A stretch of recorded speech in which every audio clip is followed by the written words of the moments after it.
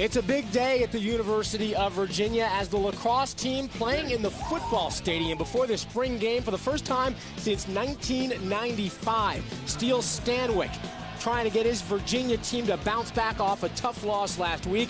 For Maryland, Grant Catalino, an offensive star, and his team looking for their first ACC win. A big ACC showdown as Virginia and Maryland will go at it here on ESPNU.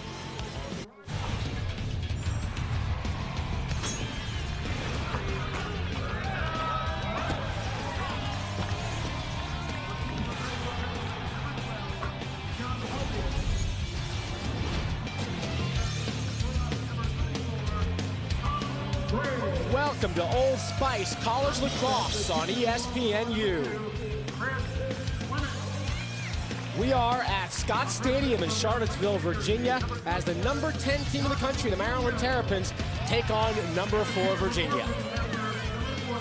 Hi everyone and welcome to Charlottesville. I'm Rob Simmelcare along with Paul Carcaterra for what promises to be an interesting game. Two teams coming in both off of losses for the first time in this rivalry since 1993. Paul, they're both going to be hungry. And neither team playing efficient lacrosse, but make no mistake about it, 3 out of the last 4 contests decided by 1 goal. Both teams national title contenders. For Virginia, they're going to be without one of their top offensive players today. Shamel Bratton, the star midfielder, is senior. He has been suspended by the team for disciplinary reasons and will not play today. Paul, what sort of impact do you think that will have on today's game? Without Shamel Bratton, it changes the dynamic of this offense. He's the most explosive dodger in the game with a change of direction that's unguardable at times. Maryland will play the perimeter much differently today, but the Cavaliers have plenty of stars still left on offense, Chris Bocklet being one of them.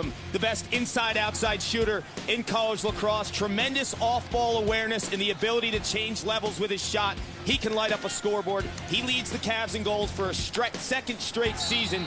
The junior can cash in a hurry. For Maryland, successful transition lacrosse starts with its defensive midfielders who can handle the ball and create offense. The Terps possess the top offensive-minded long pole in the game in Brian Farrell, approaching double-digit points with half a season still to play. His offensive awareness is off the charts. And Paul, we take a look at our impact players brought to you by Warrior. You mentioned Brian Farrell, one of the top long stick middies in the country, and then Ramel Bratton will have to step up today without his brother in the game. Farrell's a game changer, and he'll be tested early and often by UVA's two-way midfielders led by Ramel Bratton, who's one of the top dual threat middies in the nation. He excels in the open field and the man down unit. This is strength on strength today. And we take a look at our coaches today. There is John Tillman in his first year as head coach at Maryland, his 3rd year as the head coach overall. He's a Cornell graduate from 1991. And of course, if you're a lacrosse fan, you know this man, Dom Starja, one of the top coaches in the history of this game. He is working his way up the chart in terms of being one of the all-time winningest coaches in the history of Division I college lacrosse. He's in his 19th season here at UVA. We get set for the opening face-off. Maryland on the road wearing the red jerseys. UVA at home in white. And we'll face this thing off to get going on this ACC battle.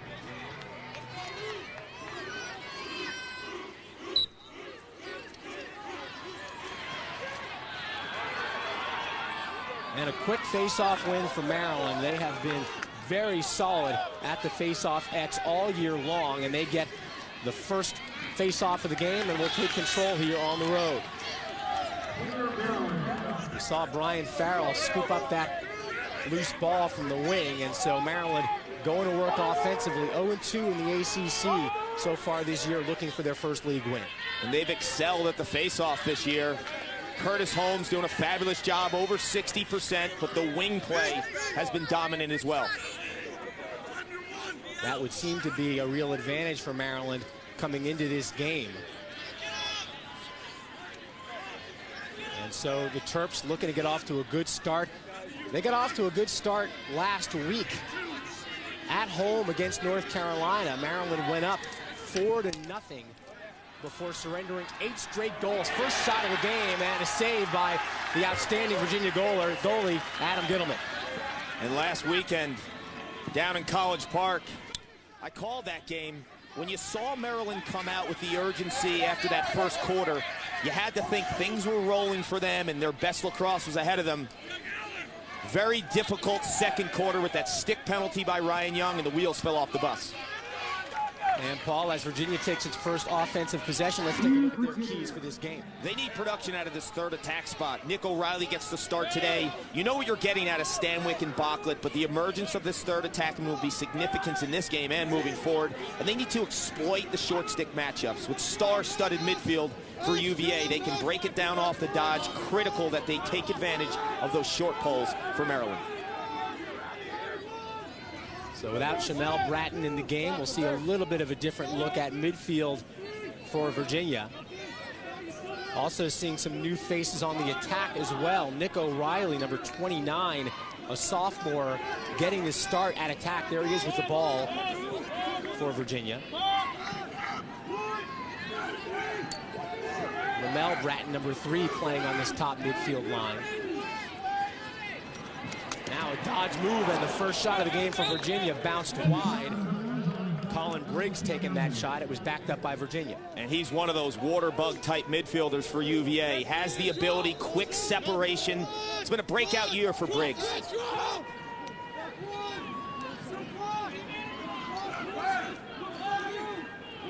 John Haldy, number 12, also playing on this top midfield line for Virginia. Haldy sends it down low.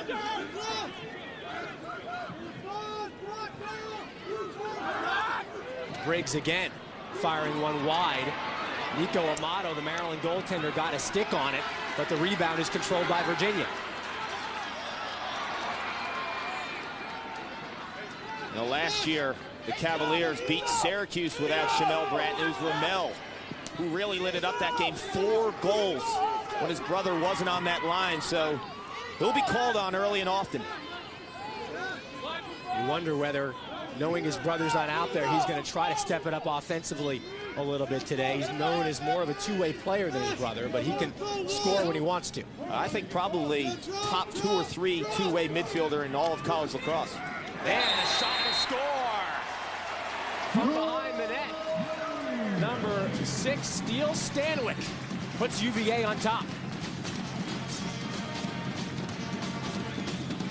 Leads the ACC in points. Steele Stanwyck, complete quarterback, so smooth behind the cage, ability to get teammates involved, can create his own offense as well. I love his low angle shooting ability. Stanwyck with the awareness around goal line extended.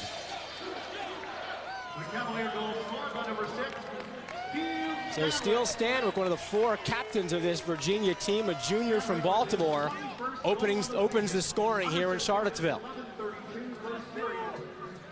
When you watch number 6 in white play, so smooth, calm, never seems rattled, regardless of how much pressure the opposition puts on him. And we get a whistle on the face-off, and that call is going to go against Virginia. So Maryland will take over, down by 1.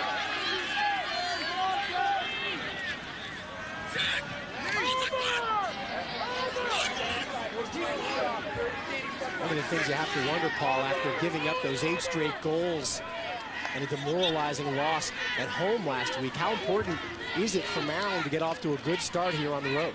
Well, I think it's huge. I mean, that team is certainly deflated. After beating a North Carolina team who's very young, the Terps were highly favored in that contest. And Paul, let's take a look at the Maryland keys to this game and talk about getting off to a good start. Also, getting that blue-collar mentality back that Maryland lacrosse has been so known for over the years. Yeah, the Terps need to get back to playing smash-mouth lacrosse and that wing play domination. I mentioned it earlier. Curtis Holmes excelling at the face-off edge. Superb wing play by the Terps with guys like Jesse Bernhard and Brian Farrell. Possessions are huge against a UVA offense that can put up monster numbers. Grant Catalino, we talked about him before the game, one of the top shooters in the game, and he fires his first shot of the game on goal. Adam Gittleman got a piece of it, and now Virginia on the quick clear, but a loss of footing on the far sideline there, puts the ball on the ground, and Maryland's going to come right back. Failed clear there by Virginia, and Maryland will get a second attempt here on this offensive side. And last week, UNC really threw Maryland a curveball with that zone defense, and not having Travis Reed in the lineup, who's a senior, a great left-handed shooter. We might see him today in the extra man, and if Virginia runs a zone, he can really snipe the ball.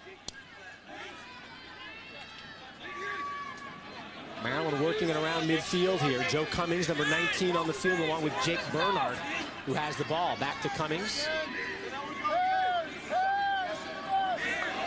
Cummings, a junior, been one of the outstanding midfielders at Maryland for a couple of years. Had some health issues, but he's healthy now and playing at full steam. Cummings is a kid who has tremendous offensive awareness, a good shooter. And we got another shot. That one not much on it. Bounced on goal. Gittleman easily able to scoop it up. And when you watch a kid like Cummings play, it reminds me and a lot of other coaches of a great Virginia midfielder a few years ago, Matt Posque, the 2006 graduate and national title holder. The ability to find seams in a defense, that mid-range shooting, Cummings possesses all those qualities. Virginia clears it into the offensive end. It was Rob Emery for Virginia getting it through midfield in the face of a pretty aggressive Maryland ride, and now the Cavaliers will go back to work on offense. Interesting matchup right here for Maryland, 34 in red. Ryder Bolander guarding high school teammate Chris Bocklett, 10 in white.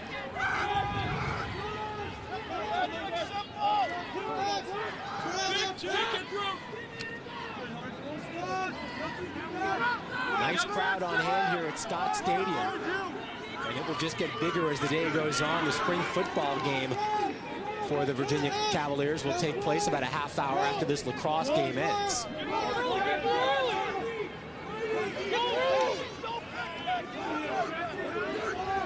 Coach Dom Starja told us his guys were excited to play on the football field, and they should be excited as they get off to a good offensive start, but that shot goes wide. And it'll be Maryland coming right back through in midfield as Dan Burns clears for the Terrapins. Unsettled opportunity, a shot high, and Gittleman makes the save. That's Catalino's spot. Normally cashes in on that right side. And a push call goes against Maryland. Quick off the restart, right on goal. And Nico Amato comes up with it in the crease. So off that push call, Virginia tried to make something happen very quickly. But Nico Amato able to knock the ball down. Here's Amato, a big part of the Maryland clearing game. He likes to come out and pass the ball. Good stop by Amato. After Gittleman stoned Catalino, a little transition lacrosse, end to end. Nico Amato is really putting up a superb freshman season. Amato grabbed the job in fall ball and has not let go of it as a freshman.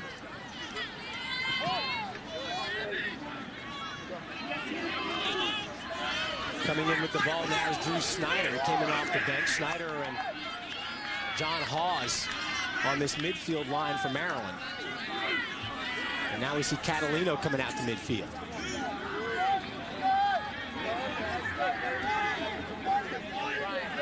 Drew Snyder, familiar with this Virginia campus. His father, Chris Snyder, one of the top attackmen in UVA history, a great feeder and a passer in the 70s. A bit of a different look here for Maryland as Catalino playing the point guard position out top. Now it comes underneath for Owen Bly, a sophomore who's had himself a very solid year in his sophomore campaign. And it looks like Virginia's in a zone defense right now, maybe just switched back to man. But they'll mix it up a little bit, I think, throw the Terps off guard. Here's Ryan Young, number 27. Outstanding senior attacker for these Terrapins, always a key to this Maryland offense. Young is going to feed and score. Oh, nice work by Ryan Young as he feeds it off to John Hawes, and this game's tied at 1. Textbook feed from the senior. If you're a youngster, you play the attack position. When you operate around the X area behind the cage, always dodge with your head up. That's what Young does. Spots John Hawes. right in front of that crease area, but the awareness, the feeding ability, the lax IQ of Ryan Young, you have to love the fact that the head is always up, getting teammates involved. Time of the goal, 5 minutes, 30 seconds, first quarter.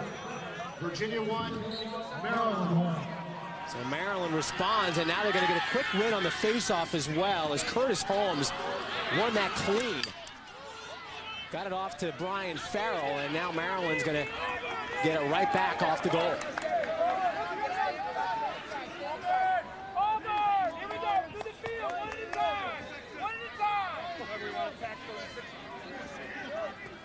John Tillman, Maryland's head coach, talked about the importance of his team showing some resiliency out on the field.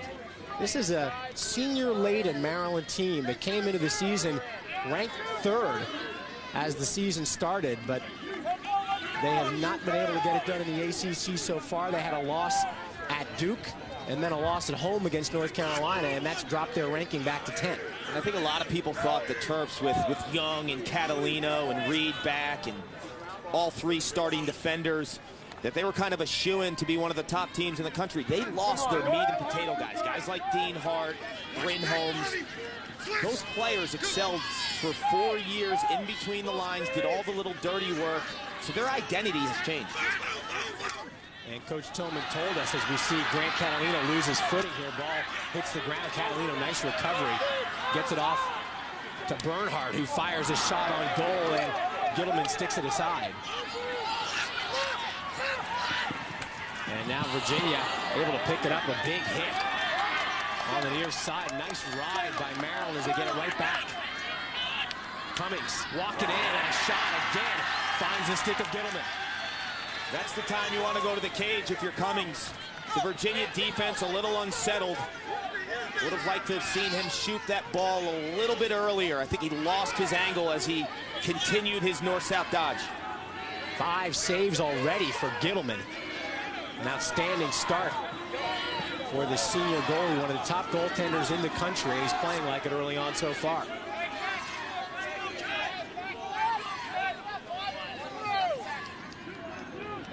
Meanwhile, Paul, this Virginia team sort of looking for a little bit of identity as well. They don't have the big names on attack that we've been used to over the years. And speaking of Dom Starsia this week, he said we're just trying to figure out what the right fit is. He used the word efficiency a lot. They're looking for offensive efficiency. What does that mean? Well, just hitting on all cylinders and knowing when to dodge, and the shooting as well. You look at their shooters, a lot of shooters under 30% for the Cavaliers. That's not the type of lacrosse that you want. They're leading the nation in goals per game and not playing their best lacrosse. So watch out once they start clicking. Nice cross pass, and a shot goes high on Amato. Quick rebound, and another save by Amato, and then the rebound is scooped to him. 2 quick saves by Nico Amato. He looked sharp early on as well. Quick clear for Maryland. Unsettled chance out front, and a save by Gittleman. Off of the shot. And a rebound and a score. So unsettled play, and Maryland taking advantage. They finally get one past Gittleman. It's 2-1. Well, that's deflating for a goaltender. You're standing on your head, making save after save. You talk about efficiency right here. You make the stop. You want your offense to get the ball. Barnhart right there with a rip, and then Lovejoy. You don't want to throw to the middle of the field defensively unless your goaltender is far out of that crease area. Is a clean outlet. Big time mistake by 40 and White. Ryan Young able to take advantage of Gittleman out of the crease, and so a defensive mistake or a clearing mistake there by Virginia. And Maryland has scored 2 straight goals. Virginia 1.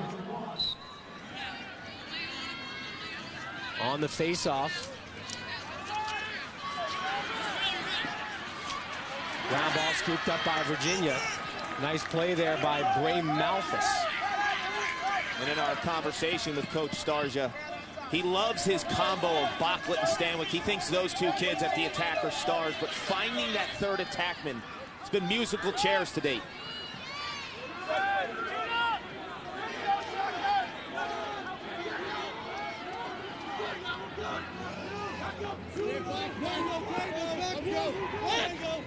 Steals Stanwyck. Lobs it out top.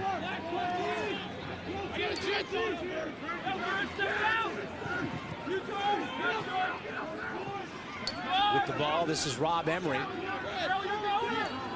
Working his way down the right alley.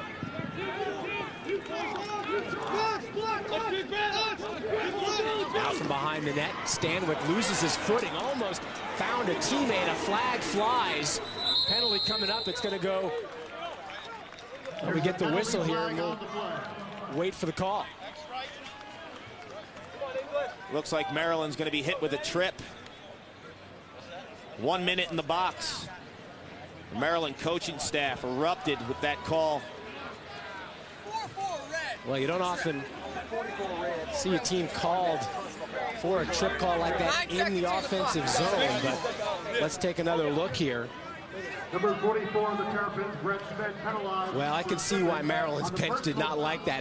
That looked a lot like incidental contact. Two players just running next to each other, and one of their feet got tangled up. I would completely agree with you on there. Look at this extra man unit. Connor English, one of those third attackmen for the Cavaliers this year, getting opportunity on the extra man. We've seen English this year, White, O'Reilly today. 30-second opportunity for Virginia. They have been very good in the man-up offense. Time, though, running down quickly on this one without a shot off. Stanwyck sending it behind the net. Now up top, and a big shot, and a save is made by Amato. Rob Emery ripped that from up top, and that's the only shot that Virginia will get out of that man-up. Quick clear by Maryland. Emery typically puts a little more mustard on his shot. You know, from 12 to 15, you can't kind of question, are you shooting or aren't you? If you're going to shoot, you got to let it rip, especially on these top goaltenders, kids like Amato. So back to even strength.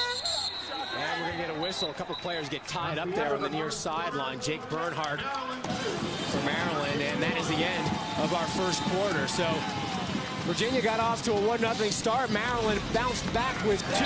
Stanwyck opened the scoring, and then Adam Gittleman's been strong in pipes. But for Maryland, John Hawes has Maryland up 2-1. And after 1 quarter of play, the Maryland Terrapins a 2-1 lead on the road here in Charlottesville. And ESPN News coverage of college lacrosse will continue tomorrow afternoon with the Conaca Minolta Big City Classic. At 4 Eastern, number 6 Johns Hopkins will take on number 5 North Carolina. Then at 6:30 Eastern, it'll be the number 1 Syracuse Orange taking on number 3 Duke. Conaca Minolta Big City Classic on ESPNU Sunday. And Maryland's got a 2-1 lead, Paul, but it could be a lot bigger lead if it were not for Adam Gittleman. Well, the senior saving his best season for last. Coach Starja mentioned on our call this week, like another coach back there, a general on the defensive end. He's a great clearer. He has been for his whole career. He's stopping the ball now at an elite level. 6 saves already in this game through 1 quarter for Gittleman. If you're not familiar with college lacrosse, that is a lot of saves in 1 quarter as we face off this second quarter.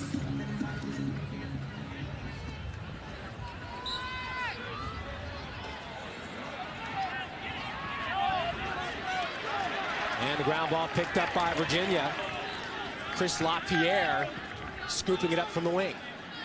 You look at a kid like Gittleman, and so important that he took a huge leadership role this season. He's a captain, but with the departure of All-Americans and Ken Clausen and Ryan Nieslick, this defense had a completely different identity coming into the season. So his communication, the way that he led, was really called upon, and Coach Starja is pleased.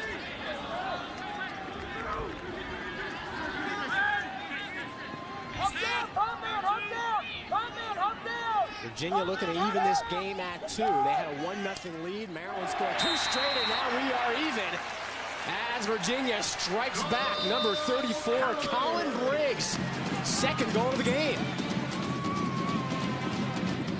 When you decided to put Colin Briggs on this first midfield, now he's not the marquee guy on the midfield, so he's going to attract a short stick defender rather than being against the long pole week in and week out. I don't think there's a short stick defender in the country that can guard this kid. Take another look if this might have been tipped a little bit on the way in. Can't tell, but Colin Briggs, 13th goal of the year. It's the separation, that quick change of direction, the stutter step. So impressed with his ability to separate from the defense. Second quarter. The score is tied. Virginia 2, Maryland 2. So we got a good one here early on. Two teams that look pretty evenly matched, and now off the face-off.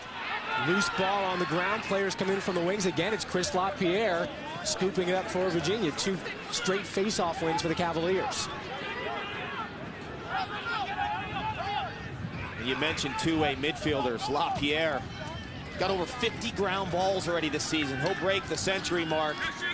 That's not common for a non-face-off player, so it just tells you about his impact and his ability to scoop up loose balls, his physical play. He's all over the field. Might be their most valuable player.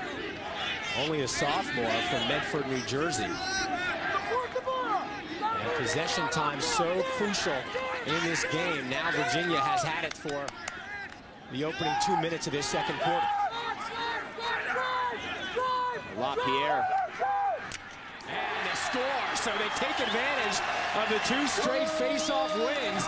And that shot beat Nico Amato from just about the same spot. It's 3-2 Cavaliers.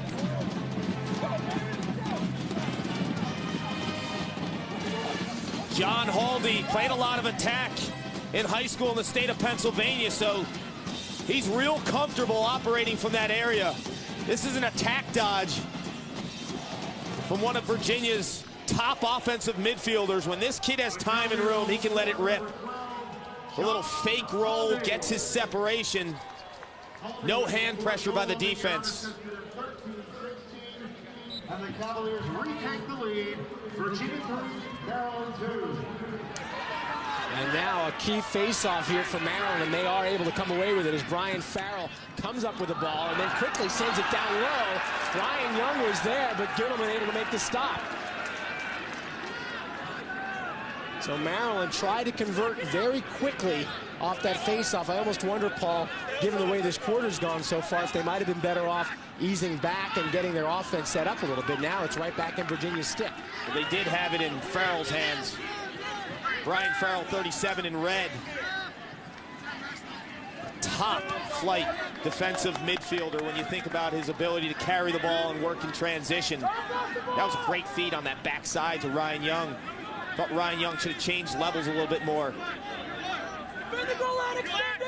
So back to the Virginia side of the field we go here, and the Cavaliers a feed in front that was not collected. And now we get a battle on a ground ball. 2-on-2 behind the net, and it's scooped up by UVA. But we get a whistle, and we're going to get a timeout called by the Cavaliers. So Virginia, a strong start to this second quarter for the Cavaliers. They've scored 2 straight at home, and they'll come back with the ball right after this. Welcome back to Scott Stadium here in Charlottesville. The Virginia Cavaliers a 3-2 lead. They've scored 2 straight here in the second quarter. Let's take a look at what's going on around the world of NCAA lacrosse. And Paul, the Big City Classic tomorrow should be a great deal. 4 of the top 6 teams in the country playing up in New York. Well, a few weeks ago, it looked like a snoozer. Duke dropped 2 of their first 3 games. Hopkins had question marks after being beat up by Princeton early in the season. Both teams resurgent, and this is going to be an incredible day of lacrosse tomorrow. Johns Hopkins will be there. They have a 6.13 goals allowed average. That's impressive. And Rob Pennell, a great player up at Cornell, 5.5 points a game. He leads the NCAA. And meanwhile, here in Virginia, one of the stories of this game is that man, Shamel Bratton, the outstanding senior midi. He is not playing today, held out by Coach Dom Starja, suspended for disciplinary reasons. Second time this year that Shamel Bratton has missed a game due to a disciplinary decision by Dom Starja. And so this Virginia team without one of their top offensive players. We don't know exactly what he did. It's being handled internally I will tell you, from a field standpoint, they need #1 to be out there. If they want to take a run at this national championship, Bratton has to be on the field and has to be a leader of this team, too. The other Bratton, Ramel, you just saw him with the ball, #3. He is there today, but it has been other players stepping up for Virginia so far today, including Colin Briggs, who had the ball just now. We got a flag flying here. Ball loose in the crease, a big hit, and more flags fly. And we could have multiple penalties coming up against Maryland here. Max Schmidt, #9, laid a huge hit after the first flags flew. And let's see what the calls amount to here against Maryland. Well, here's the penalty on Bocklet. It's tough to see what they'd call on that play right there. And then the second hit. Schmidt just cleans out Briggs right there. That's a monster hit. The refs put so much focus on hard hits, especially to the head area. So one-minute call going against Maryland. Another look at this shot here. I don't know. A few years ago, that's not a penalty. I mean, he did not go helmet to helmet there. And we've got a timeout called on the field. So Maryland's going to be down 2 when we come back. This will be a big opportunity for Virginia. And meanwhile, there is some history between these two teams, a great rivalry. We'll take you through the 7-overtime thriller they played the last time these teams hooked up in Charlottesville when we come back. Here in Charlottesville, UVA a 3-2 lead at home over Maryland in the second quarter. And this is a great lacrosse rivalry between these two teams. It goes back decades, and it was just 2 years ago when they last played here in Virginia. It was the longest game in the history of Division I college lacrosse. They went 7 overtimes until Brian Carroll scored the game winner 1 minute into the 7th overtime period. That was after a Maryland goal was called off, which you just saw, and then the game winner right there by Brian Carroll. And that sent them into delirium over at Koskinen Stadium. Faulkner Stadium, I should say. There's the game summary of that game. It is now the second longest game in NCAA history, but still the longest in D1 history. Just recently, a D2 game went a little bit longer into the 7th overtime, but we talked to Dom Starsia about that game earlier this week. He still remembers it. Says the one thing he can remember is he ran out of things to say during timeouts to his team. Just nothing left to say in that 6th overtime. Absolutely, and it was telling also. He mentioned he called a timeout in every overtime session, except for the 7th overtime. Afterwards, he spoke to assistant Mark Van Arsdale, said, maybe I should just let him play earlier. Meanwhile, big opportunity here for Virginia. They've got a 2-man advantage for the next 40 seconds after 2 straight calls went against Maryland, but they misconnect on a pass, and that's a big miss.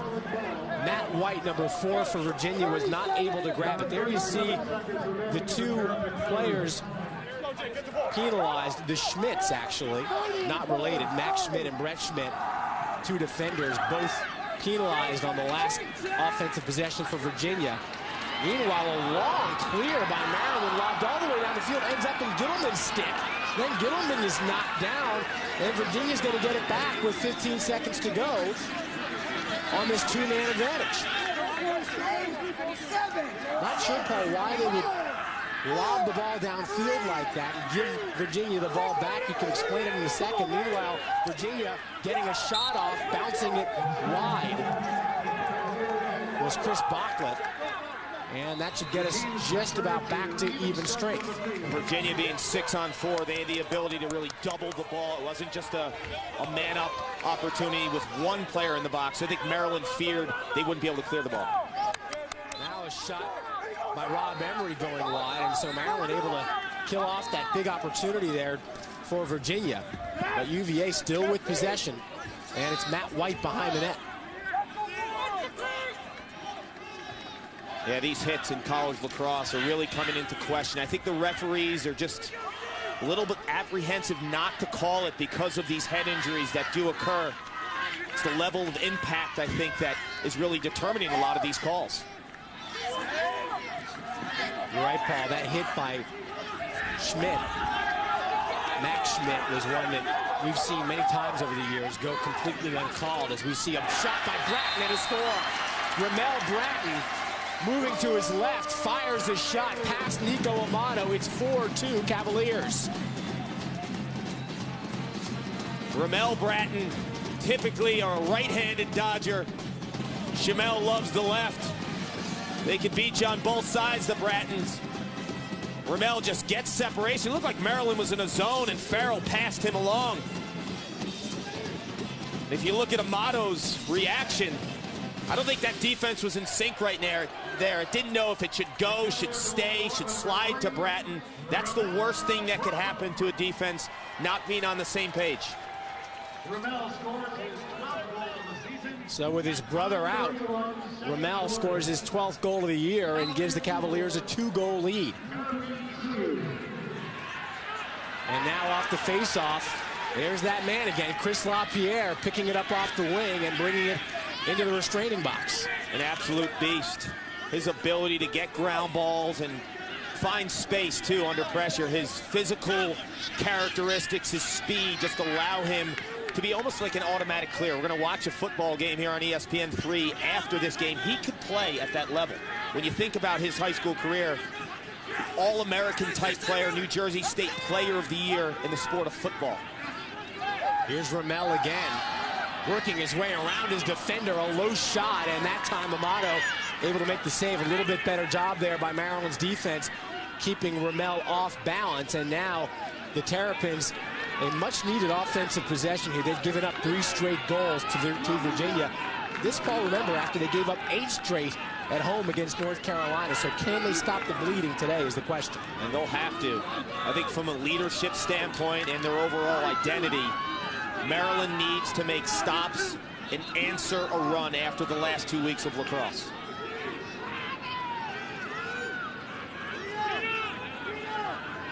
This is Joe Cummings, the midfielder,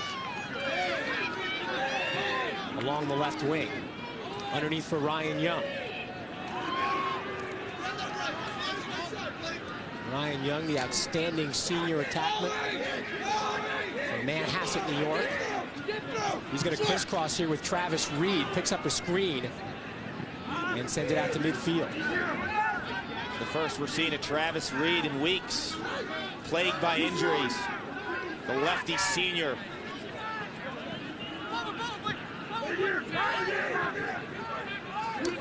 Reed, part of that attack that's been playing together since their freshman year as starters. Travis Reed, Ryan Young, Grant Catalino. They were called the Baby Turtles as freshmen. 3 talented freshmen. As we get a call, a push call that's going to go against Virginia as the ball was loose, and Maryland will get it right back. That attack we're talking about, a lot of high expectations of them as freshmen. Now as seniors, their last chance to make a deep run in the NCAA tournament.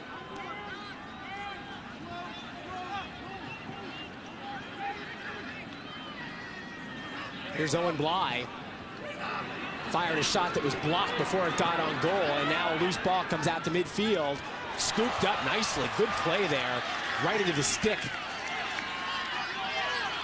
of Steele Stanley. Right along the Virginia bench. Ball back on the ground, though, as Maryland's defense is able to take it away, and they'll come right through in the stick of Brian Farrell, who finds Young, and a high shot is good. From the far side, Maryland breaks Virginia's streak. It's 4-3. This is Maryland at its best. Transition lacrosse, forcing tempo, making plays with guys like Barnhart and Farrell. Nice little shake right there. That little hitch increased his angle. Owen Bly, beautiful shot right there. It was a separation in that little hitch move. He dipped low, went high to create space, increased his angle, and stuck that one. So that is a much-needed goal for Maryland, and they are back to within 1 as we head back to the face-off X. Curtis Holmes in there for Maryland. He has not had the sort of day we're used to seeing him have at the faceoff X, but this time Maryland's able to come away with it quickly as Dan Burns picked it up off the wing, but they're unable to get it into the restraining box. It's taken away by Virginia. Curtis Holmes has been a fabulous faceoff man. Last week against North Carolina, R.G. Keenan, who is only a freshman, but making a name for himself as the top faceoff man in all of college lacrosse. So he'll go down as one of the greats this sport has ever seen at the faceoff X, and Curtis Holmes dominated him.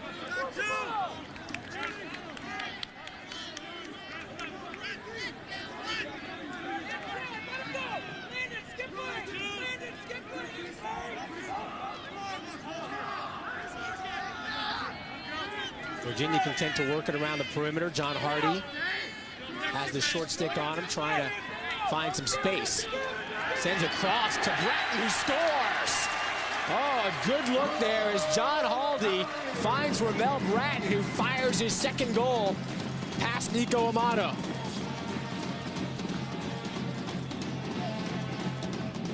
Ramel Bratton stepping up, playing big time. Look at the feed, though, by John Hardy. Patience. The head is up. Look at the crossfield feed right there. Just spots Bratton. Time and room. Beautiful feed. Dissects that defense in time and room for Ramel Bratton. Beautiful mechanics, too. Steps up, plants his foot, gets a stick back, and full torque action by 3 and white. And there you see his brother Shamel looking on as Ramel has now scored 2 goals in the last 4 minutes of this game to stake the Cavs to a 2-goal lead. I mentioned earlier, he has to get back on the field for this team to win a title, and also to be regarded as one of the great midfielders of all time. You have to be on the field making plays and not having these disciplinary actions against him. You look at some of the greats of all time, the J. Jal Bears, the Josh Sims at the midfield, Virginia and Princeton All-Americans, and Kyle Dixon, who won a championship down here in 2006. It was the combination of athletic ability, lacrosse, IQ, making plays, and being leaders on their teams. Meanwhile, Paul, Maryland's going to have a man-up opportunity coming up. We get the stoppage, and a call went against Scott McWilliams, the freshman defender for Virginia. He was called for his defensive play against Catalino. What do you see here? We're going to get him with a hold right there. Anytime that defenseman prohibits offensive movement forward by the offense, they'll nail him with 30 seconds. So McWilliams, a freshman defender who Dom Starja, Virginia's head coach, is very high on him. He's a very highly touted freshman, but he gets a lesson there, and he goes to the box for 1 minute. Quick feed, and Maryland takes advantage. So the Terrapins get a man-up goal as the ball finds Joe Cummings right outside the crease. Cummings beats Gittleman. It's 5-4. Joe Cummings had a career day a couple weeks ago against UMBC. 4 goals in the outing. Just one of those guys could play attack midfield, was an attackman in high school because of these baby Terps at the time who are now seniors, Young, Catalino, and Reed. They moved a versatile Cummings to midfield and just has that overall offensive ability to make plays regardless of position. Nice feed by Owen Bly on the play. He'll get an assist, and now a quick face-off win by Holmes. And Maryland goes right back to work. So Terrapins head coach John Tillman has to like what he's seeing here from his team as they are bouncing back and staying right with this Virginia team on the road, and now they've got a chance to tie it. If you're John Tillman, the punch back, the answer after this short little Virginia run tells you something about the character of this team. They're not going to fold up the tent and let those wheels fall off the bus like a week ago. That's what Coach Tillman has really wanted to see this week, character. from his team. This is a senior-laden team, both on offense and defense. And he wants to see him playing like a veteran team. So far, we're seeing that here on the road. You gotta go. Here's Hawes. He's got a goal. Back out to Cummings, and Cummings will back it out. You look at this venue for Lacrosse, Rob. Fabulous place. You'd love to see an NCAA quarterfinal maybe down here. Just has the perfect type of lacrosse view. And I know Coach Stars has said his players were really pumped to get out to Scott Stadium for the first time in a long time. 1995, the last time they played here. Great job there by Adam Gittleman, coming way out of net to pick up the loose ball behind his net, and Keys, Virginia's clear, that results in a shot, and Nico Amato makes the low save. So nice work there by Virginia, getting it through, and a good shot. Now right back comes Maryland. Ball lost on a stick check.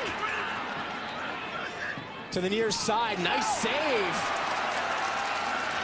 by UVA. A good play along the sideline by Colin Briggs. And now here comes Virginia on the break. They'll slow it down. See that catch by LaPierre. Looked like a wide receiver going on a post pattern. See the coordination, athletic ability of 44 in white.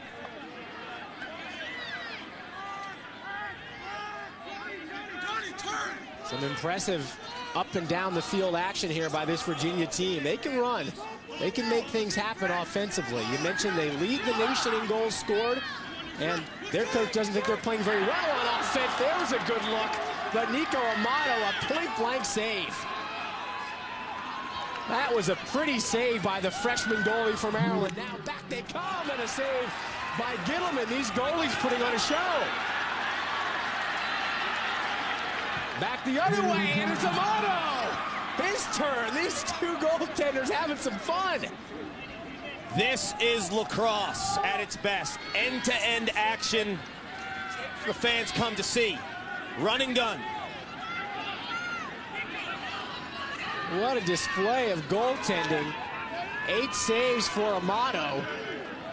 And Gittleman has been sharp too. Shows you the importance of the ability to handle the ball if you're a long pole. You're not just a defender out there. If you want to be part of this up and down type tempo, you have to be able to handle the ball in transition if you have the long pole. And Maryland in possession will take a timeout with 1:09 to go here in the second quarter.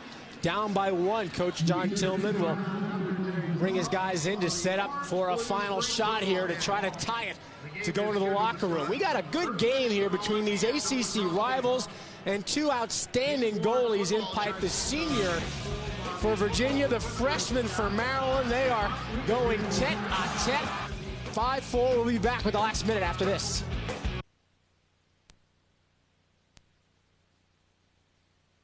In Charlottesville, we're back here in Charlottesville. 1:09 to go in the second quarter, and Virginia a 1-goal lead. It has been a very closely contested first half between these two longtime rivals, and they have been laying the body on both sides of the field. You see bodies flying left and right, Paul. They don't like each other. 3 out of the last 4 contests, 1-goal outcomes. The physical brand of lacrosse, the tempo that's being established. And coming up at halftime on the Warrior Halftime Report, we'll have a Warrior Pro session for you on the split dodge.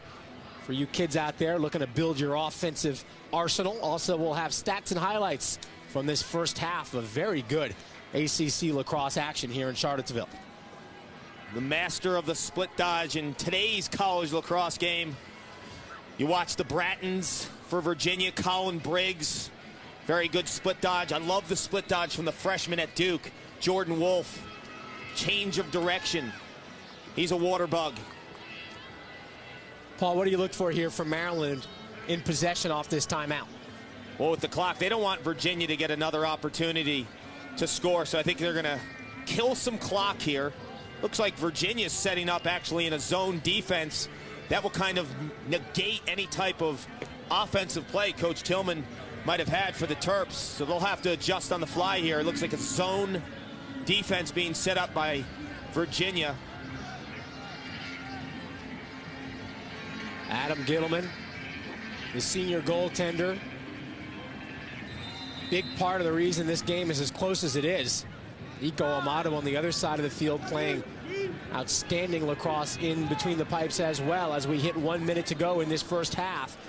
Maryland looking to even it up. On the road looking for their first ACC win. They're 0-2 in the conference so far.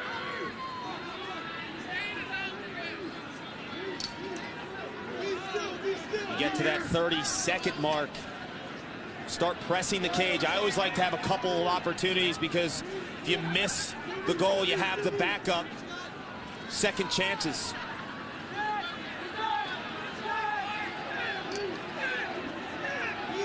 They work it around the perimeter. Comes to Grant Catalino. Ryan Young. Now they reverse direction.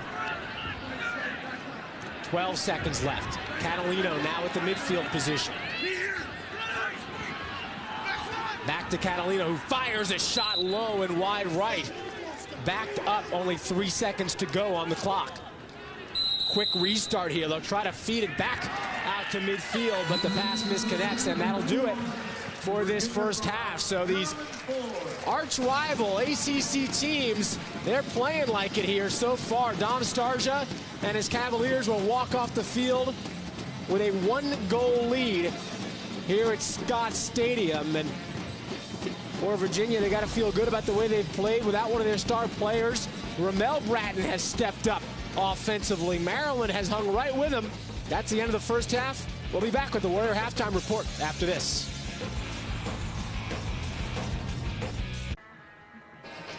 Welcome back. It is halftime here at Scott Stadium between number 10 Maryland and number 4 Virginia. Let's now send it to Quint Kesenick with this week's Warrior Pro Session. This halftime report is presented by Warrior. All hail. And now, a Warrior Pro Session with Quint Kesenick. Attacking the goal from behind, the ability to beat your defenseman and generate a high percentage shot. Running past your defender and getting to the goal is a science. It requires speed, power, precision, and a strategic plan. Consistently take the pole to the rack, and you will be a superstar. Understanding your options is a prerequisite to becoming an unstoppable force. We're joined by Matt Danowski, Tewaaraton Trophy-winning attackman and professional attackman. Matt, when you're pressing the goal from behind, what are some keys? Well, what I like to do when I'm behind the cage, if I have a step on my defenseman, I like to dip my inside shoulder, kind of bury it into him, so I can get 2 extra steps, get myself in front of the cage, turn the corner, and I'll be able to shoot with the whole 6x6. That's a move, speed and power, and then protecting your stick. But typically, defenders will do a better job than what I just did. Absolutely here. Now, if I can't turn the corner, the stick's upfield, I want to take my defender to 5-5. All right, this is a very good spot in the field for an attackman because you can see the whole field and you're dangerous here. Now, when I get here, I'm going to read your body language to dictate what I do offensively. Okay, so if you give me a reaction, I'll probably... So if I'm right here, maybe I'll take 1 big step to the sidelines. Hopefully you bring your stick over, rocker step to the middle of the field, and get my shot off in front of the cage. Rocker step creates the windshield wipe goal for you. What are some other things you can do? Right, so if you're playing good defense here, maybe I'll use your momentum against yourself. I'll push into you, so you push me back out, right to my step-away shot, pivot off that inside foot, and get my hands free. It's a fadeaway jump shot. Let's see that one more time. So you're initiating contact with me to create separation. Lean into you. Hopefully you push me out right to the sidelines, right where I want to be. My stick and step to the sideline. I change hands out here, and I get my shot off. What is one pro-level tip that a young attackman can benefit from? Well, what a young attackman needs to learn is that you don't have to beat your man to score a goal. If someone's playing good defense on you, and you're around them, all you need to do is get your hands free. So maybe right here again, I can just step away, use you as a screen, and get my shot off that way. So you create separation to free up your hands. Exactly. Just like a fadeaway jumper in hoops, all you really need to do is get some separation, get your hands free. You don't got to beat them by 5 yards. You're a young attackman dodging from behind the goal. Get to high percentage areas, and you will score a ton of goals like Matt.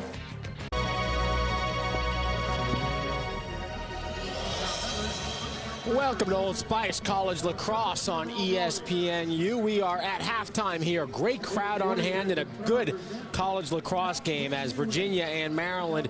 It's a 1-goal game. Virginia on top here at halftime. And we get set for this second half, and it's been a very good first half. Paul, Virginia got off to a good start. Maryland scored first. Virginia scored a couple straight, and then Maryland just stayed close with them the entire time. Well, what did you think of that first half? It's been physical. Two ACC foes getting after it, doing all the little things to get the victory. You see Adam Gittleman doing a fabulous job in that first half. Ramel Bratton stepping up huge in the absence of his brother, who's been suspended for the game, breaking team rules. But Ramel, 2 first-half goals. His play has been brilliant. It's been a physical battle, as I mentioned. Teams getting after it. Huge hits. That one through the Maryland Terp. Brett Schmidt in the box. Questionable call, and Owen Bly answered for the Terps, as did Joe Cummings on the extra man. The Terps matching punches after a week ago loss to UNC, where people questioned their ability to stop a run and create a run on their own. They answer today. Goaltending's been fabulous. Both Nico Amato, the freshman for Maryland, and Adam Gittleman, the senior, superb. And Paul, there you see the first half stats, and it looks as even as it is this game so far. Shots even, man up. Maryland 1 for 1. Ground balls dead even. Maryland up on the faceoffs, and the saves, as we said, both of these goalies playing very, very well. 8 saves to 7 for Adam Gittleman. And so as we get set for this second half, these two teams both looking for their first ACC win of the year. Virginia playing their first ACC game of the year. Maryland 0-2 in the conference so far, and there Adam Gittleman coming out getting some fist bumps from his teammates, and he is much deserving of them after that 8-save first half, and also came out of net a number of times to help clear, playing like the great senior goalie that he is for Virginia. We're in a 5-4 contest right here. If it wasn't for these two goalies, this score could be 9-8 easily. We've seen a ton of run and gun, exciting brand of lacrosse on display today. Nico Amato, the redshirt freshman, and so we face it off for this second half, and Curtis Holmes comes away with the win for Maryland. The outstanding face-off man for the Terps gets the win, and the Terps will start out with possession here, down 1.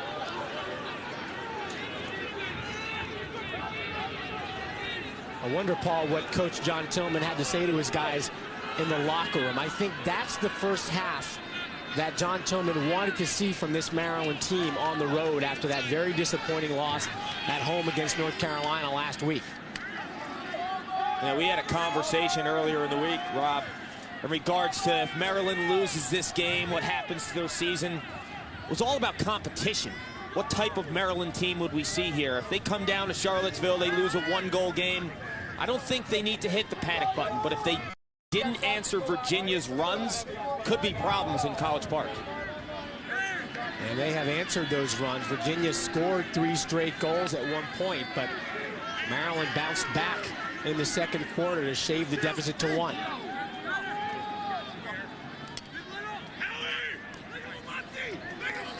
This is Drew Snyder for the Terps, number 23. First time we've seen him today. Behind the net, loses his man, gets some space, passes it off. Now a quick feed and a score. So Maryland, some nice passing inside, and they strike first. Michael Earhart ties it at 5. Big time goal right there for the Terps. Once again, Ryan Young just comes off that pick and roll. These spot feeds look like John Haas right there. It was John Haas, correction, number 26 on the goal, beating Gittleman. Second goal of the game for Haas. Second time those two have hooked up as well. Ryan Young to John Haas. No, I think Maryland is finding a seam in that Virginia defense. The off-ball defense for Virginia sometimes has been suspect this season. You saw the 2 goals by Haas, carbon copies. Joe Cummings' goal in the second quarter, very similar. So John Haas, the sophomore, having a breakout year.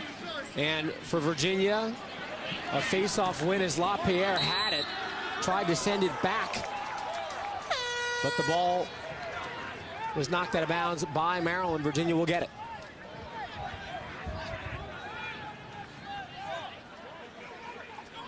And one thing when you lose those senior defenders from a season ago, Ken Clausen, a three-time first-team All-American, Ryan Neislick was a force inside for the Cavaliers. It's not so much your ability to guard the opposition when they have the ball. It's your off-ball defense and communicating and getting all 6 players in sync. That's the toughest adjustment a team can make after losing defenders to graduation. You see, Virginia had that outstanding third quarter last week against Johns Hopkins, had 6 goals in the quarter on their way to a 1-goal loss up in Baltimore. Streaks can be big in this game, and really these teams today so far have been going back and forth. Neither team has had a sustained stretch where they really controlled possession. Ramel Bratton's got 2 goals in the game. Keep in mind his brother Shamel, if you're just joining us, not playing today. He has been benched by Dom Starsia, Virginia's head coach, for disciplinary reasons. And so just one Bratton out there for the Cavaliers today, and he picks the ball up at midfield.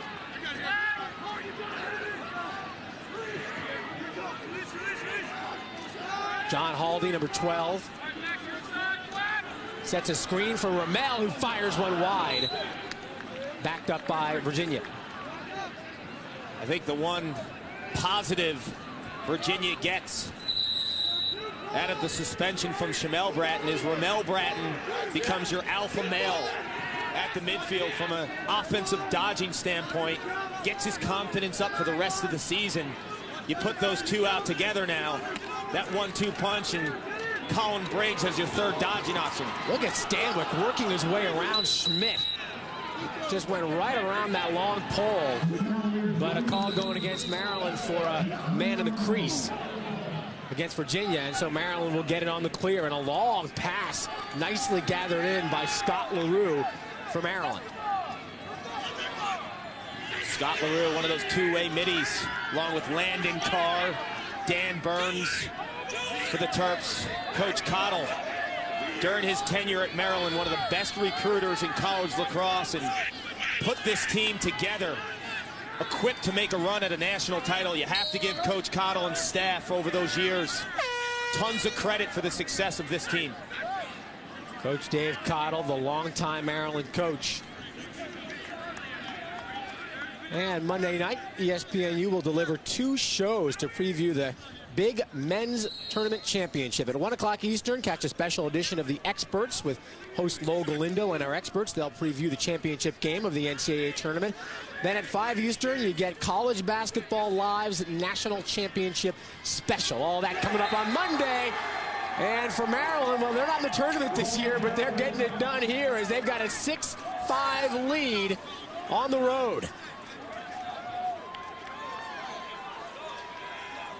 I just mentioned it on the previous goal. There's a seam in this Virginia defense, and Ryan Young has spotted it. 4 assists on the afternoon. He's picking this Virginia defense apart. Great off-ball movement by the Terps offense. You love the head up, the feeding ability. 30 assists a year ago. Marvelous at getting teammates involved, and when you spot feed guys like Cumming, it's money in the bank. Second goal of the game for Joe Cummings, and Maryland has a lead, 6-5.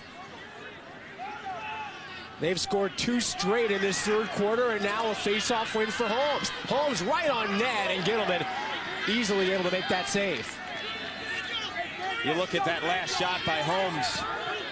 Did a great job winning the face-off. Know your role. Kick it off to your guys like Catalino, Young, and Reed, your snipers who are accustomed to finishing. Yeah, that shot was child's play for Gittleman. Meanwhile, a call going against Virginia on the near side. And it's going to be Maryland possession again. So things going Maryland's way early on in this second half, and they'll get possession and try to clear, but the pass went behind Michael Shakespeare, number 10, still picked up by the Terps, and they'll bring it into their restraining box. Shakespeare comes from a big lacrosse family out of Massachusetts. Older brother attended Brown. younger brother off to Yale. And the Bulldogs having a good year in the Ivy. Beat Princeton a week ago. I love calling games with Michael Shakespeare. There's just so many things you can say after he scores. I don't even know where to start. Just call him the Bard most of the time.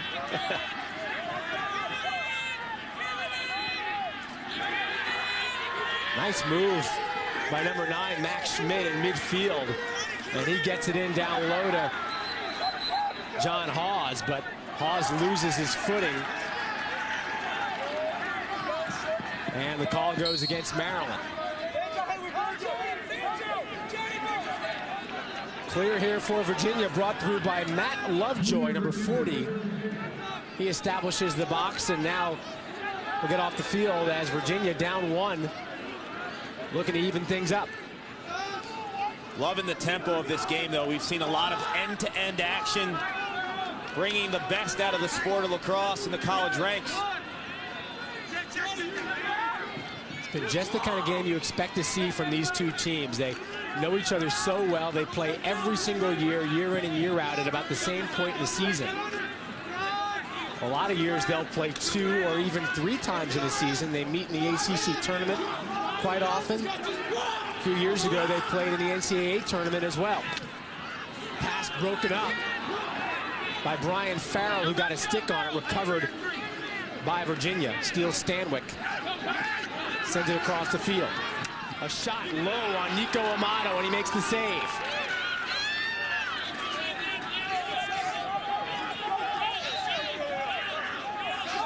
Big time stop by Amato. Ace save for the freshman goalie from Maryland. Ball now on the ground in front of Adam Gittleman's cage. He comes out behind to pick it up. Gittleman always aggressive with that ball on the ground to come out of cage and corral it with that big goalie stick behind the net, and he gets the clear started for Virginia. Gittleman's always been one of the top clearers in college lacrosse. You look at him and John Galloway from Syracuse, just can ignite an offense right off the save with their clearing ability.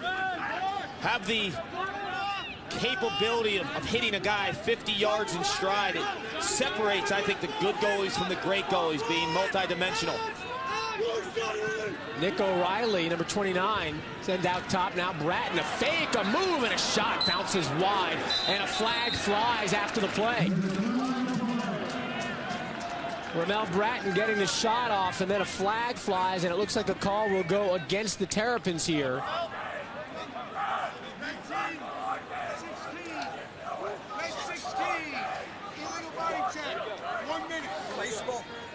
There you heard the call. Landon Carr, number 16 for Maryland, called for an illegal body check.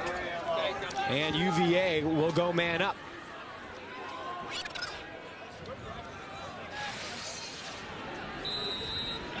Look at that change of direction. Are you kidding me? It was a late hit right there, illegal body check. Ramel Bratton looking for it. But prior to the flag, you saw the athletic ability and quickness from number 3 in white. That was insane.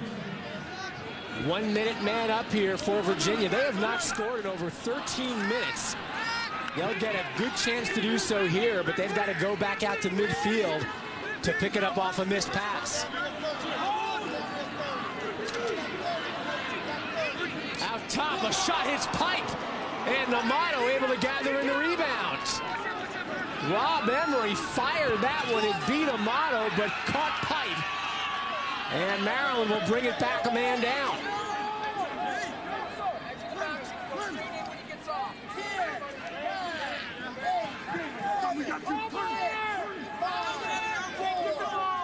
You see Virginia doubling the ball right now because they're extra man from that prior penalty to no avail.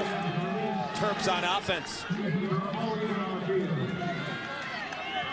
So the pipe getting it done for Maryland on that man down, as the shot from Emery caught the pipe, and then a nice job by Nico Amato gathering in the rebound off of that ball off the pipe, and that helps Maryland kill it off.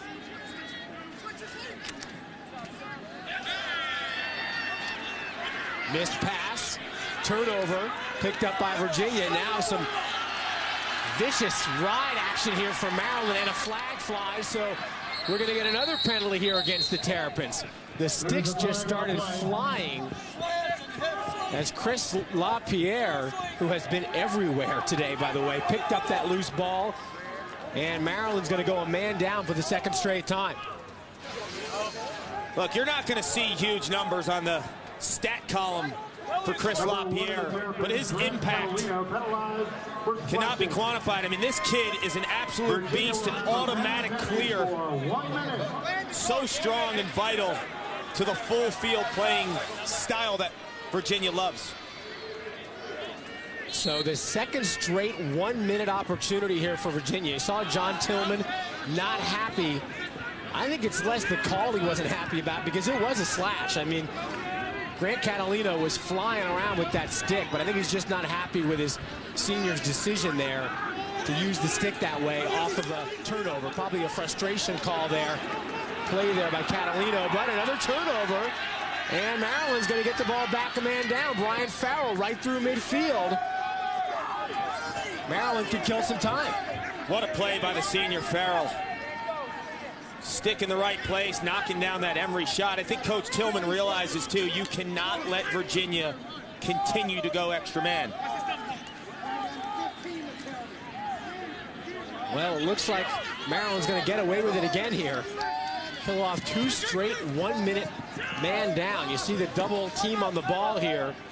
Jake Bernhardt's going to run around, and a timeout's going to be called by Maryland. A smart timeout there with only 1 second left in this man up. That'll help them kill it. So Maryland, a good-looking third quarter. They've been down a man a couple times, but they have a 1-goal lead after being down at halftime. 6-5 Maryland. We'll be back after this. All right, the NFL draft coming up not too long down the road. And speaking of football, right after this game on this field, the Virginia spring football game will take place, and that'll be on ESPN3.com. You can log on to watch exclusive coverage of that game about a half hour after our lacrosse game ends here. That's one of the reasons we've got a great crowd on hand here at Scott Stadium, and they are getting a treat. A very good ACC lacrosse matchup. Coach John Tillman and his Maryland Terrapins on the road, up by 1, 6-5. About a second left. Now nothing left on a 1 minute man-up opportunity for Virginia. Maryland's now killed off 2 straight 1 minute man-up opportunities for the Cavaliers, and so they'll go back to work on offense as we come up on the 4 minute mark in this third quarter.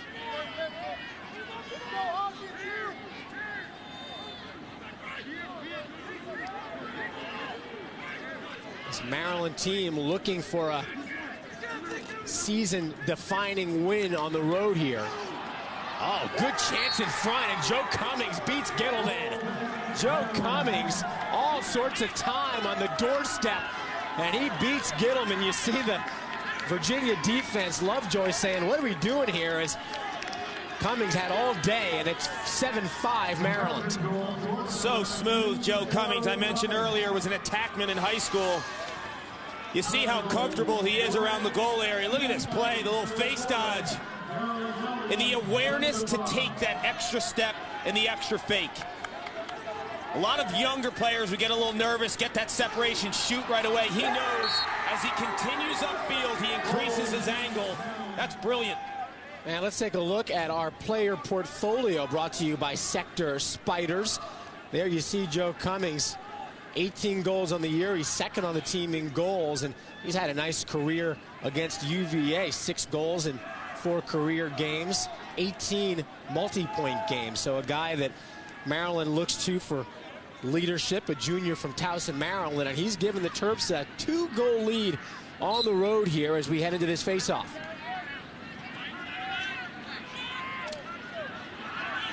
Key face-off here for Virginia. We got a good-looking ground ball battle here.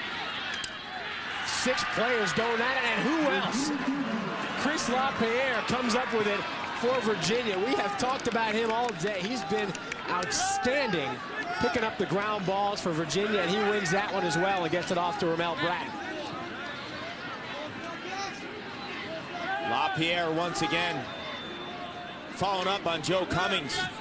Imagine the 1-2 punch in high school with Steele Stanwyck.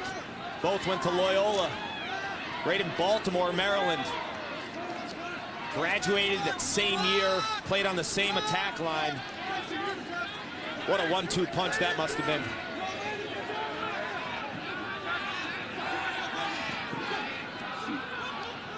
Ball fed through the middle, bounced before it got to Haldy.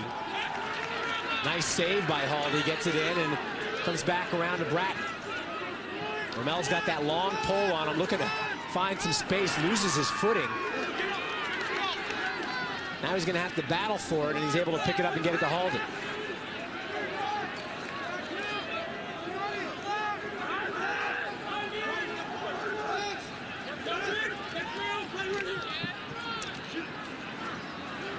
Bratton again fires a high shot at Nico Amato.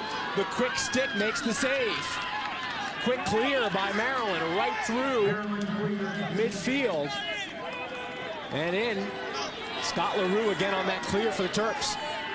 If you're Maryland and having the luxury of Nico Amato for the next 3 seasons, this kid has first-team All-American potential.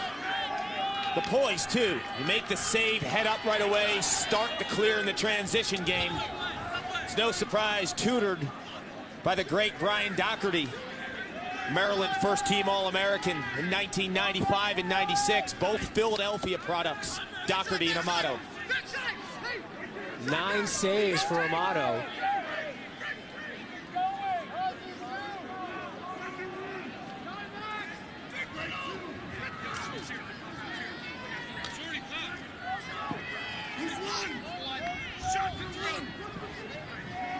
Ryan Young.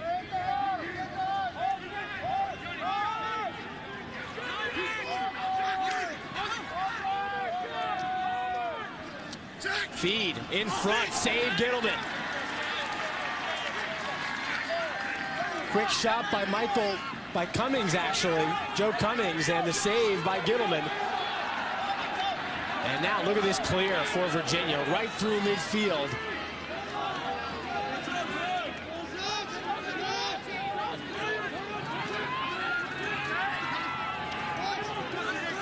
In front, oh, a big chance for Haldy, and the save by Amato. John Haldy had all sorts of time, put a move on Amato, but could not get it past the freshman. Confidence, Nico Amato just getting into a groove. You start making the saves you should, that trickles over to a confident game. You start making saves you shouldn't. That was a save he had no business making. And it keeps it a 2-goal game as we come up on 15 seconds to go in this third quarter. Let's see if Maryland can get one last shot off here, and they do, and they score! From midfield, a run on goal, and it's 8-5 Terrapins. Big goal with only 6 seconds to go in this third quarter. Goaltending does one of 2 things, stops runs and creates runs. You saw the saves from Amato, then the crafty Joe Cummings. It's his 4th tally of the day. So confident of the Terps right now, they're feeling it. 4th goal of the day for Joe Cummings. He's having a show. Last 3 of them. The last 3 goals Maryland has scored have been out of the stick of Joe Cummings. So he has been the difference in this second half as the ball put on the ground for the final 3 seconds of the third quarter. Joe Cummings and the Maryland Terrapins with an outstanding third quarter. They scored 4 goals in the quarter, shut Virginia out in the third quarter, and they've got themselves a 3-goal lead on the road, looking for their first ACC win of the year against their arch rival, Virginia, here in Charlottesville. Back with the 4th right after this. Start of the fourth quarter, 8-5. Maryland on the road with the lead. Joe Cummings has been the difference. 4 goals in the game, tying a career high. 3 straight goals, in fact, for his Maryland Terps. Meanwhile, UVA has missed some opportunities, man-ups. They're 0 for 4. 2 of those were 1-minute man-ups, and Maryland now has scored 5 straight. There you see Shamel Bratton, the star midfielder for UVA. He is out today, suspended by Virginia head coach Dom Starsia for disciplinary reasons, and UVA could really use a Shamel Bratton right now, down 3. Who is going to step up for them to get them the 3 goals plus that they're going to need? Well, Ramel Bratton, his brother, has been great. Needs to play huge in this fourth quarter, but they needed Shamel Bratton out here today. He's a first-team All-American 2 times, a front-runner for National Midfielder of the Year. Meanwhile, off the restart, a quick shot by Grant Catalino, and Gittleman makes the save. A whistle off that face-off, and now we get another whistle. And a call's going to go against Adam Gittleman, it looks like, against Virginia. You see Gittleman, frustrated, talking to the official. Didn't see what the call was. Maryland's going to get it back. Well, Gittleman wanted an interference call there. The refs are saying he did that intentionally to cause contact for a free clear. One last thing on the Bratton situation, too. Maryland now plays defensively different on the perimeter because you don't have a Shamel Bratton there breaking the defense down at will. Now you don't slide as early and often if he was out there. So guys like Bachlet have been quiet because no Shamel Bratton. A kid like Bachlet, who just can score in a hurry, is really the recipient of quick slides from a defense and gets his space in his shot regularly because of the attention of a Shamel Bratton. It's funny you mention that, Paul. We've hardly said Chris Bachlet's name at all today, which is pretty unusual for a UVA game. You look at it, when you lose a star player like a Bratton, it could be a double whammy. You lose him, and then you change your offense. And a score for Maryland, a quick feed, and the Terrapins have a 4-goal lead.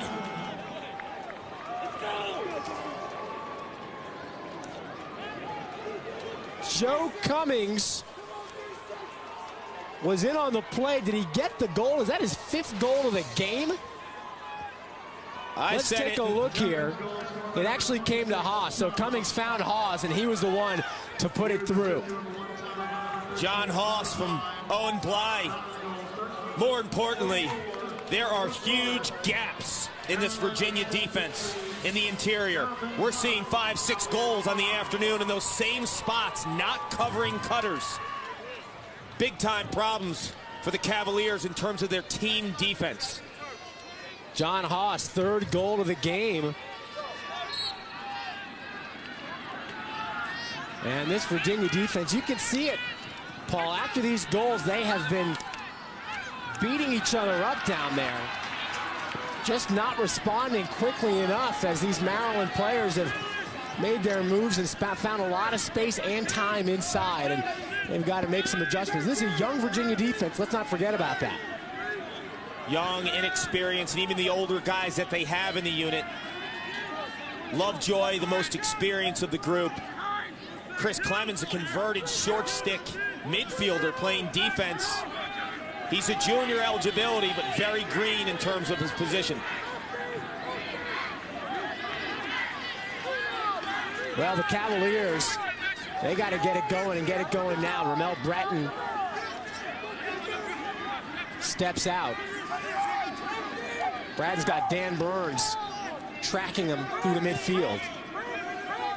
Burns, one of those fabulous short stick defenders. Here you see Brett Schmidt on defense, just hammering his man, Steele Stanwyck. Give credit to this Maryland close defense. They were lit up a week ago by UNC and freshman Nicky Galasso.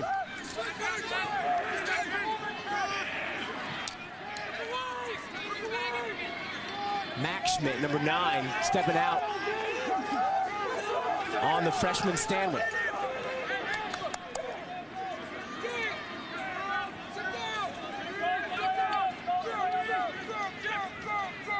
Seen a lot of players slip and slide out there today, Paul. Can't tell whether there's been a footing issue out there It's a natural grass field, the football stadium, Scott Stadium. The first time since 1995 that this lacrosse program has played in the football stadium, and they've got a great crowd, but I have seen a lot of guys go down on this natural surface. Haldy. Bounce shot from Emery, going wide. This attack unit, the combination, the two juniors, Stanwyck and Bachlet, been very quiet. Max Schmidt, Brett Schmidt, Ryder Bolander from Maryland have won that matchup all day long.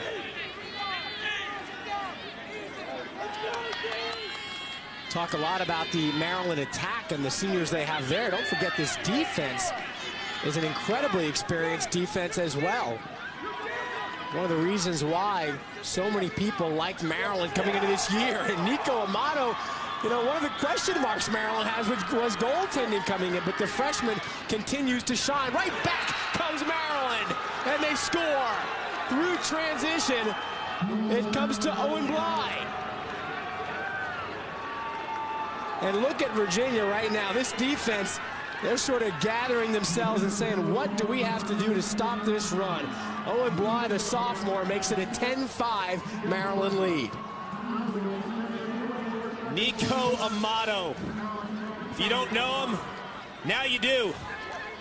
This kid has been ridiculous, just gobbling up everything that's thrown his way. And on top of that, his clearing and his ability to start breaks. You see Owen Bly, the recipient of this goal right here. The Maryland long poles, Barnhart, Farrell, you see how pumped they are. They're feeling it.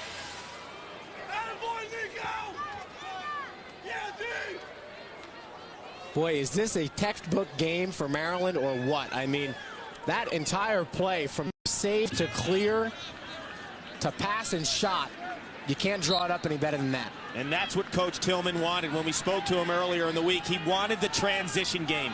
That's what this team is built for.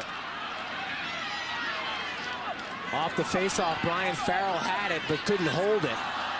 Now another hit put on at midfield. Good physical action. But Chris LaPierre able to hold on and bring it in for Virginia. So the Cavaliers now being doubled up at home, 10-5, and they've got to get to work right away. Here's a rebound in front of the score. Ball went off the pipe. Amato was not able to gather in the rebound, and it came free.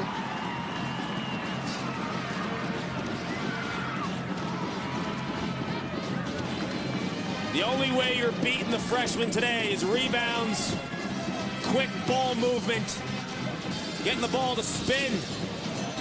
See Briggs here. Amato makes that save with his forearm, and Bachlet just picks up the trash. Look at the save. Arm right off save. the forearm. Look at that. And then Bachlet there. Mentioned Bachlet's been quiet. Cashes that one in. 53 goals a season ago. Second in Virginia history behind Doug Knight, the great All-American attackman who graduated in '97. So you have that Bachlet-Stanwyck combo. If Virginia's going to make a run, those attackmen need to get involved. That was Virginia's first goal in over 25 minutes. That's got to be one of the longest scoreless streaks you will see from a Virginia team. Now over, and plenty of time left here. Just under 10 minutes. Down 4 at home. Far from insurmountable for Virginia. But they're going to need the ball, and Maryland has it right now.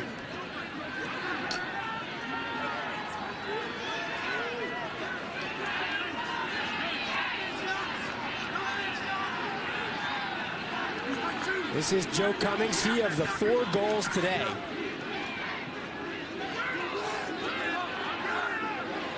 You know, if anyone can come back and respond to a 4-goal deficit, it's the Cavaliers at home. 9 minutes left. You look at Maryland controlling the ball in the 6-on-6 set. You have to be careful, too, if you're Maryland, not to get caught up in that whole stall tactic. You're flowing, you're hitting on all cylinders. Be patient. There's a beautiful pass and a score. John Hawes was on the doorstep. The officials waited just a second to confirm that he was not in the crease. But the pass found Hawes, and it's back to a 5-goal Maryland lead. 3 goals for the sophomore midfielder, and right on cue.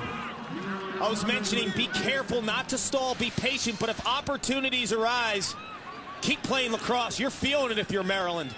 Ryan Young, his 5th assist on the day. Look at the feed. That's a crazy feed. I mean, in traffic, pressure. Here's the tail end on the backside. Haas, the great crease awareness. Tell you what, you're not going to see a better look than that look from Ryan Young. Across field, John Hawes just slipped away, and the vision of Young to see him there and just put it right on his stick, and then the great finish by Hawes. What a feed.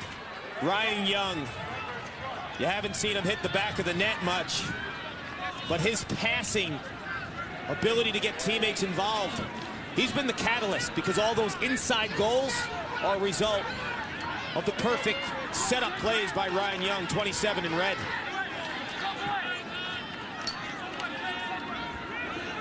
So Maryland putting an end to any thoughts Virginia might have had of putting together a multi-goal run here. They bounce right back after Virginia's 6th goal.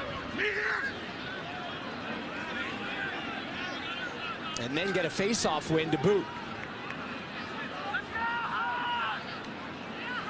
I think if you were to ask Maryland if Grant Catalino was to really be blanketed all afternoon and not being involved in the offense, would you be up by 5 goals? It's a direct result of other players stepping up, playing huge roles in the team game. So many unassisted or assisted goals, for that matter, by Maryland. Weren't a lot of dodges and players creating their own offense to score goals. It's been a team game, a lot of passing.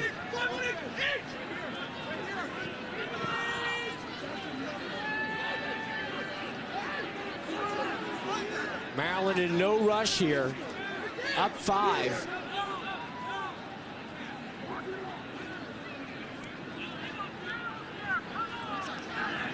I think if you're Virginia, get aggressive on defense. You have to start pressing out. Down 5 goals, take some chances, double the ball quickly. Press on the perimeter. We mentioned Catalino. He's been quiet today.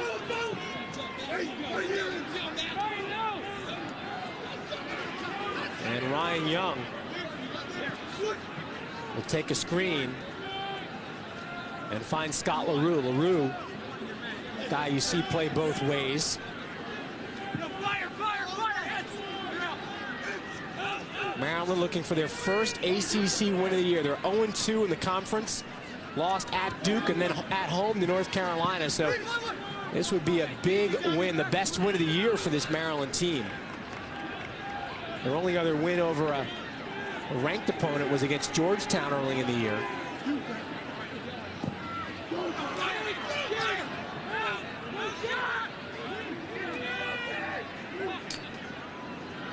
And it makes you think, was that UNC game a direct reflection of what we're seeing today? A team that really was questioned and backs were against the wall, and they responded.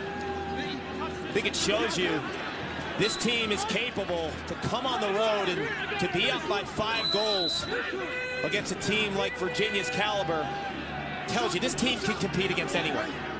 And I don't think anybody questioned that coming into this year. The talent that has been assembled in this program by Dave Cottle over many years, and the several recruiting classes that John Tillman had to work with coming in. I mean, you gotta love that position for John Tillman coming in. The cupboard could not have been more stacked for a first-year head coach.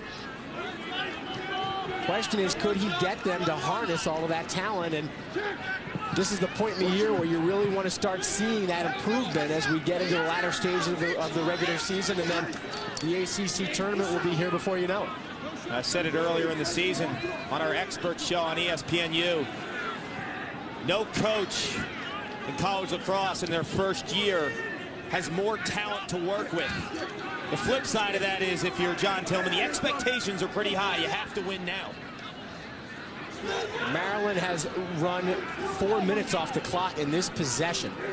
And by the way, you see that stat there. Talk about a big win. They've lost 9 of their last 10, has Maryland, to Virginia, including 5 in a row. So this would break a streak of futility against Virginia. And after that long possession by Maryland, finally Virginia able to force the turnover, but time suddenly looks a lot shorter. Just over 4 minutes to go, down 5. Virginia's going to have to get to work fast. Meanwhile, we get some rain starting here. All of a sudden, some dark clouds rolled in. And now the rain starting up as Nico Amato makes the save on the low shot.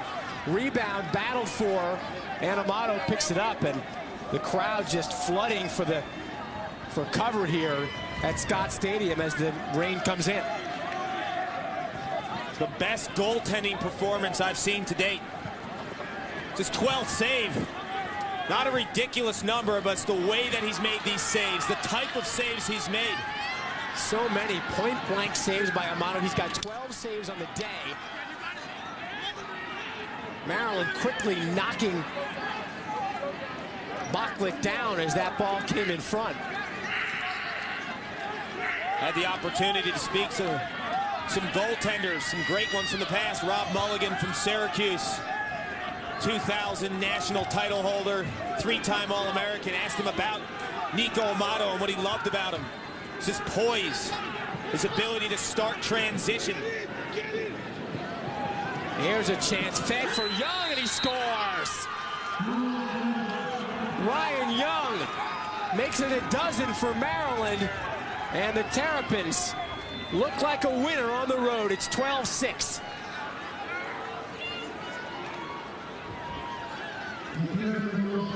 Finally, Ryan Young gets a tally of his own after completely hooking up all of his teammates time and time again. You see him pumping his fists. He knows as a senior to come down to Charlottesville and win this magnitude. Up 6 goals, they're feeling it too.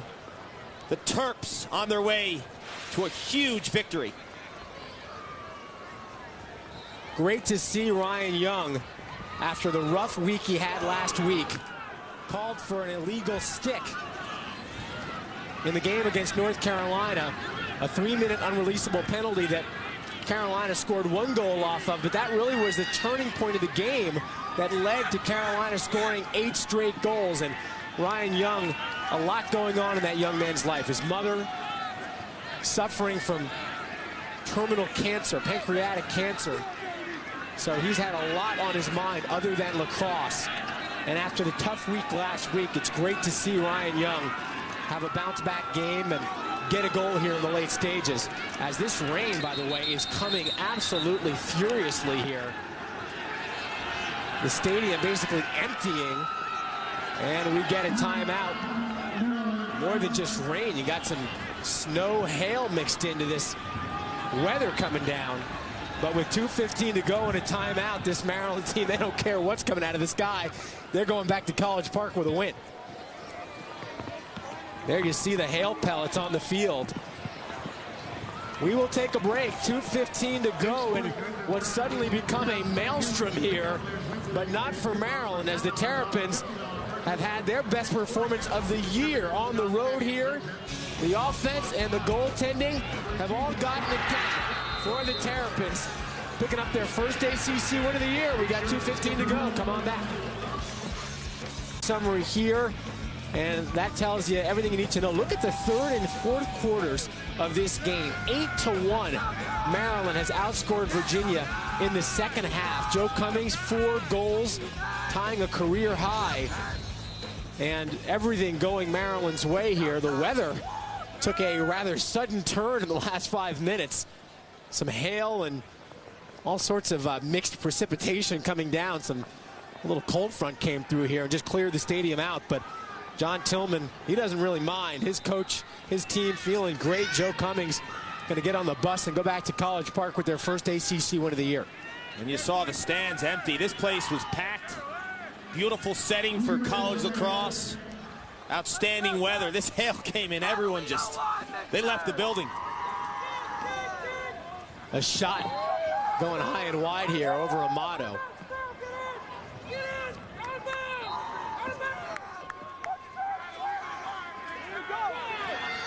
Keep in mind the spring football game is going to take place on this field about 30 minutes after this lacrosse game ends. We get flags flying on the field. And now let's take a look at our player of the game in just a minute. We'll get you there. I can give you a sneak preview. I think it may be number 19, our player of the game, but we don't want to give it away. There he is, Joe Cummings, number 19, our player of the game. Brought to you by Maverick, by the way. 4 goals, tying a career high. And he not only did he score 4 goals, Paul, but he scored them at a key point in this game. Into the third quarter, Maryland came out at halftime down by a goal, and it was really Joe Cummings who keyed this second half run. And he did it in a variety of ways. Off ball, dodging from behind. We saw the sweep from up top. And Virginia scores here late. They finally beat Amato in this second half.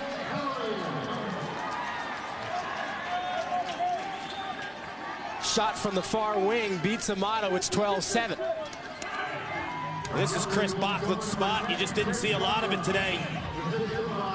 Great on the extra man on that right side. Leads the team in goals. But they were 0 for 4 on man up today because of the fact that they weren't able to spin the ball and get the rotation in the ball movement to guys like Bachlet. But they were very inefficient on the extra man today. A very quiet 2 goals scored by Chris Bachlet. Both of them really, once this game was just about out of reach for Virginia. Face-off picked up by Bray Malphus. Throws it downfield, out of bounds. Maryland will get it as we come up on 1 minute to go. So Virginia, they'll suffer their second straight loss. They lost a close one in Baltimore last week to Johns Hopkins, and now they drop one at home. And Paul, if you're Dom Starsia, how concerned are you about this team coming off 2 straight losses at this point in the year? Very, to be honest with you. Last week, not too concerned, but now the suspension of Shamel Bratton, it's more just the mindset, the approach, and how you're going to respond mentally to this defeat. Not physically. You have the players out there to win a national title and make a run, but I think you have to get your team on the same page, and they have to buy in together.